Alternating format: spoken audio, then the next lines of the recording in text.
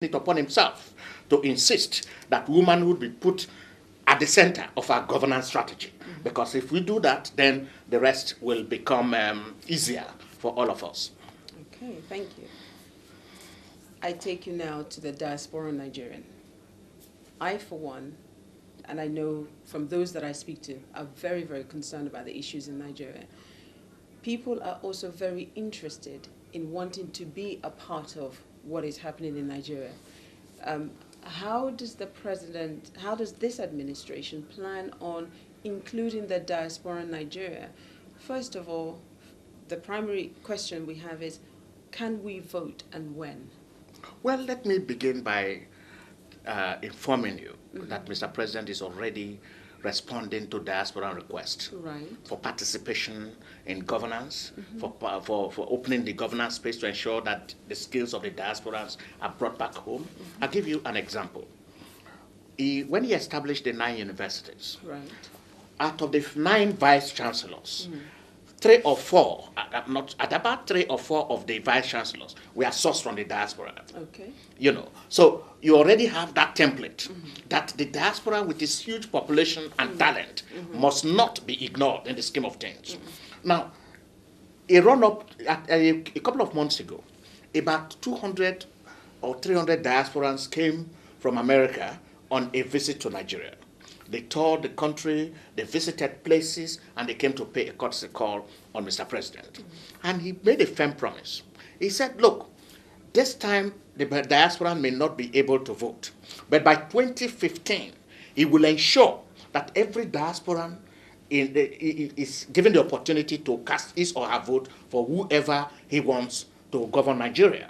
Now, the reason for the delay is because the processes of getting this on will have to go through the National Assembly. And you know bills take time to get perfected. And he felt that it would be too short to put a bill into the National Assembly and get results and allow the diaspora to vote within a month or 2 that the process allowed. So as we speak, as soon as Mr. President is inaugurated on the 29th of May, among the earliest bills that will be going to the National Assembly, with the bill that will allow for diasporans to be able to vote in Nigeria's election. He made that promise to the diasporans when they came on a courtesy visit. He made that same promise when he visited Gabon as part of their independence celebration, and he was addressing Nigerians there. He told them they would vote by 2015. He repeated that same promise in Ethiopia when we went for the AU meeting. So at every stop, Mr. President had realized that no nation can ever develop or advance without tapping into these diaspora resources. And Nigerians are some of the most talented, bravest, boldest group of people on earth. And we cannot afford to ignore such a vibrant population with this huge talent that are scattered around the world. We need the diaspora population to move our country forward.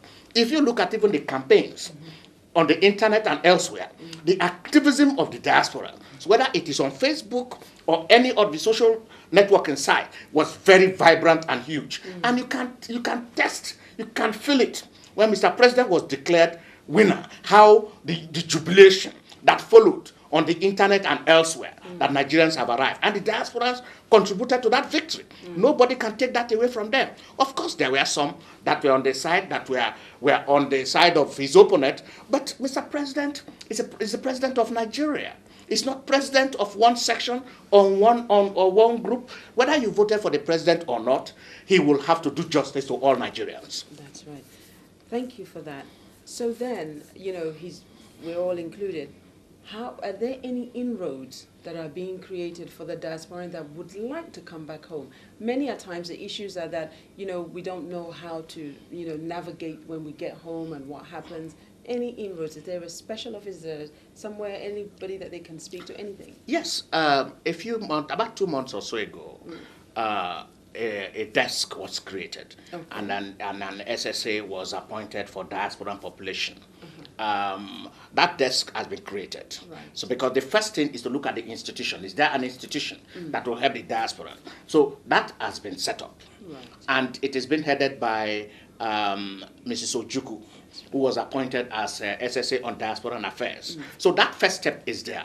The second step, and like I've always told my friends in the diaspora, if you are thinking of coming home, do not rush home. you should begin with one step at home and one step in the diaspora, and then take a gradual, systematic movement home, so that you don't just move, because the conditions you live with in London, in Washington, in Houston, or in Boston are not the same conditions in Lagos, in Kano, in Yenagua, or in Benin. The conditions are different. So you've got to take a systematic and gradual, but a determined focus to go home by beginning with one step at home and one step in London or wherever you are based, and then systematically begin to pull yourself through. And with the institution now being set in place, put in place, and with the governance spaces being opened, and with the opportunities that will be emerging, it will be easier to transit. Nigeria needs the diasporan talent. Nigeria needs its huge energy and vision to be able to contribute to that transition, that transformation that we are all marching towards.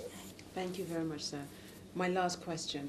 We've seen that the president is very all-inclusive during his campaign and during his time.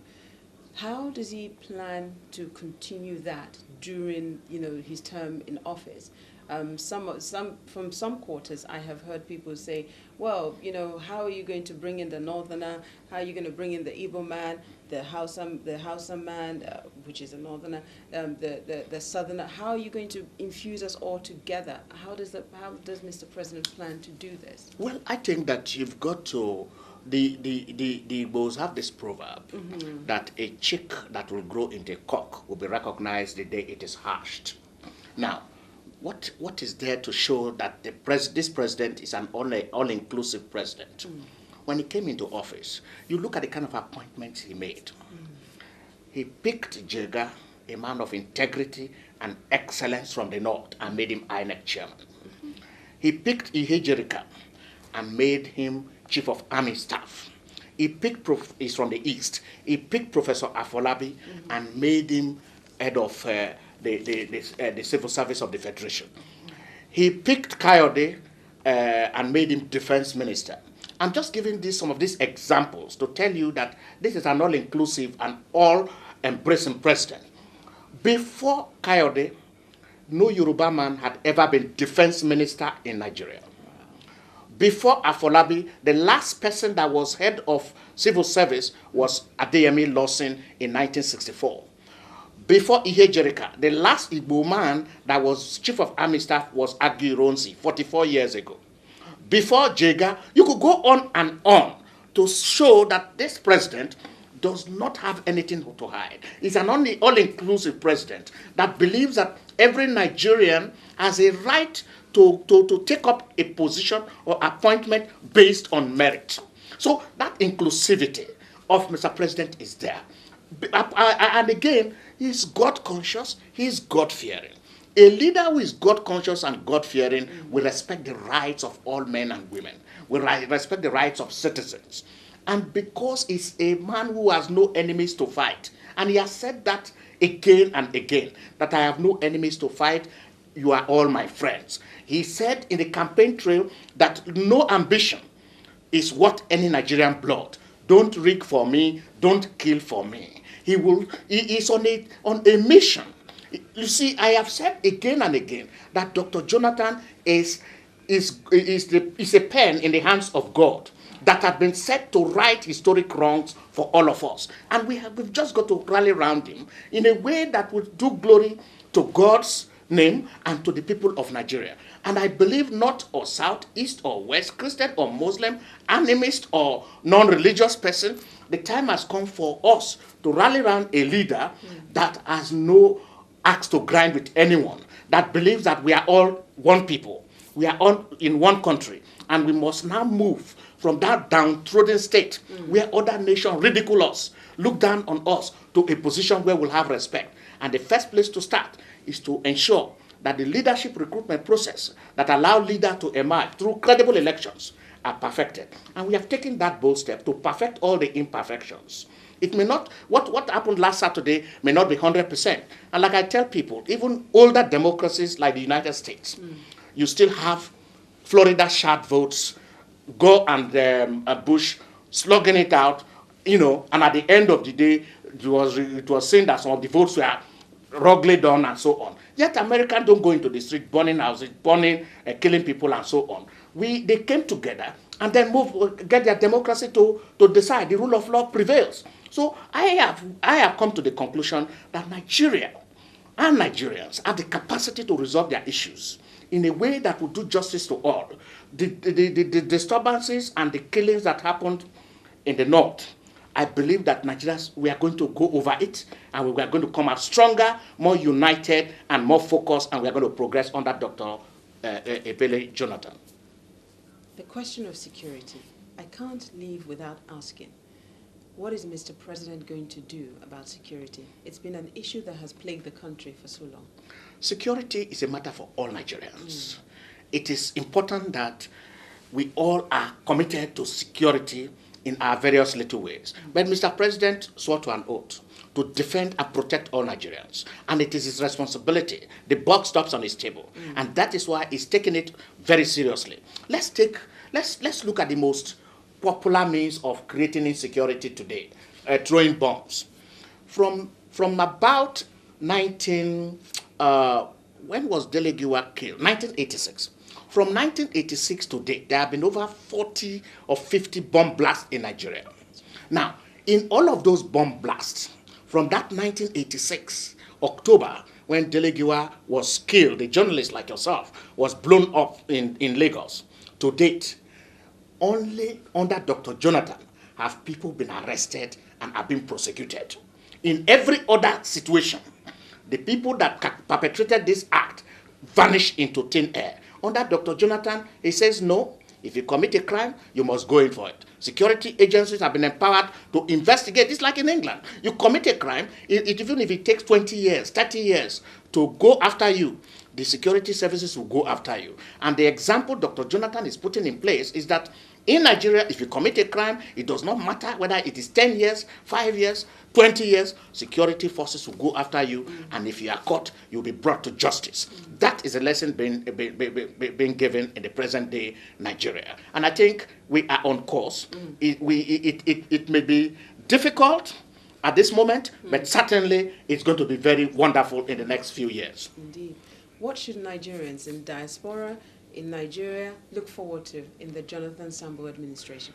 Under Jonathan Sambo, we were going to, our commitment to building a united, stronger, progressive Nigeria is on course, because Jonathan will open up the governance space in a way that democracy will be consolidated, in a way that the rule of law will prevail, in a way that individuals who commit crime will not go unpunished.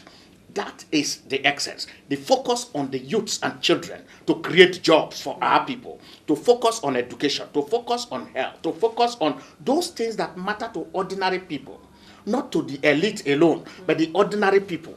Food on the table, access to health, education for the children. These are the issues that will engage the hearts and minds of Dr. Jonathan and all those that are working under him. Anything short of that will be a disappointment to the Nigerian people. And Dr. Jonathan has said he will never let Nigerians down. And he is insisting that he's going to do his best to move our country to the next level. Thank you very much, sir. Yeah. You've been watching a very special program with the Senior Special Assistant to the President, Dr. Oronto Douglas, giving us an insight into what we're likely to look forward to. My name is Priscilla Wigwell. Thank you for watching. Good night.